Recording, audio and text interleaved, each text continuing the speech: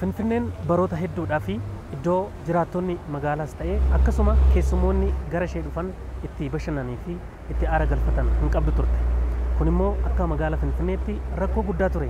Yeroo ammaa kana garuu piroojektota misoomaa magaalaa Finfinnee keessatti hojjetamaa jiran hordofee jiraattonni magaalichaas akkasuma keessummoonni gara magaalattii dhufanis iddoo aara galfii fi boqonnaa argachuutti jiru.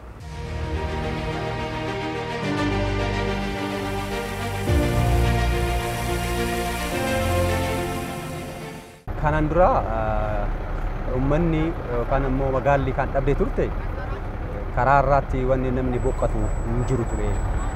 Wanti gaarii wanta argitus hin jiru ture. Wanta tokkos immoo namni dooni boqonnaa dooni waan gaarii argus hin jiru ture. ከዚህ ቀደም ያለው ሁላችንም እንደምናየው ለጆሮአችንም ለዓይናችንም ብዙ የማይመቹ ነገሮች አሉ። akkuma hundi keenya arginu kana dura haalli hedduun ijaa fi gurra namaatti hin tolle Finfinnee keessa tureera. Amma garuu iddoowwan bareedoon akkasii ijaaramuun hedduu namatti tola. Finfinnee kana dura turee fi isa ammaa waliin madaalchisuu hin dandeenyu. Ani umriin kana dura dabarse keessatti wantoota akkasii arguu dhabuu kootti nan gadde.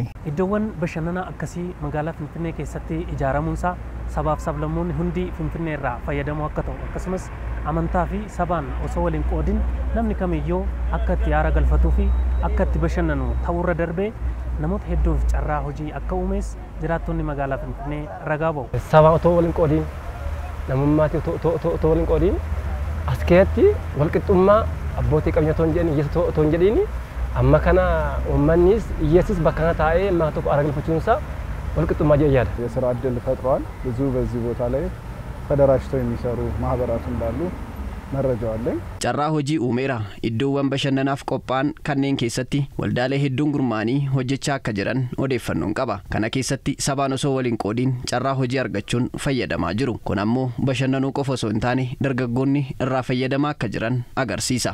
Jijjiiramaan kun immoo warri qabeenya qabu duwwaatu hin ta'in warri hiyyeessaaf iyyuu waan guddaa bu'aa guddaa fideera. Maaliif warri qabeenya qabu hoteelii adda addaa bashannanuu danda'a. Hiyyeessi garuu asfaaltii fi warri qoshashaa kana ilaalu malee waa tokko waan qabuun ture. Amma garuu namni qabeenya hin qabnes namni qabeenya qabees idduma tokkotti idduma gaariitti bashannanaa jira.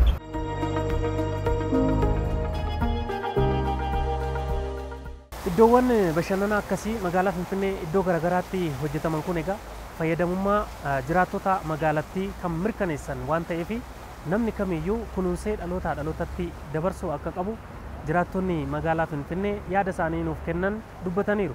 Mootummaan kun immoo tokko kunuunsi asiin geeraa waliin taane dhaloota duuba jiruufis cimsinee aga bu'uura tokko lafa keenye kana caalaa cimee akka dhufuutti yaada akka koo ትልቁ ኃላፊነት ያለው እኛ ነዋሪዎች ላይ ነው። እነዚህ ቦታ እንደዚህ ቀደሙ ቆሸው ወይም ደግሞ ገጽታቸው ተበላሽቶ itti gaafatamummaa guddaa kan qabu nu jiraattota magaalichaati. Iddoowwan akkas miidhagan kun akka kana duraa balfaan guutamanii bifti isaanii akka hin jijjiiramneef namni hunduu gahee isaa ba'uu qaba.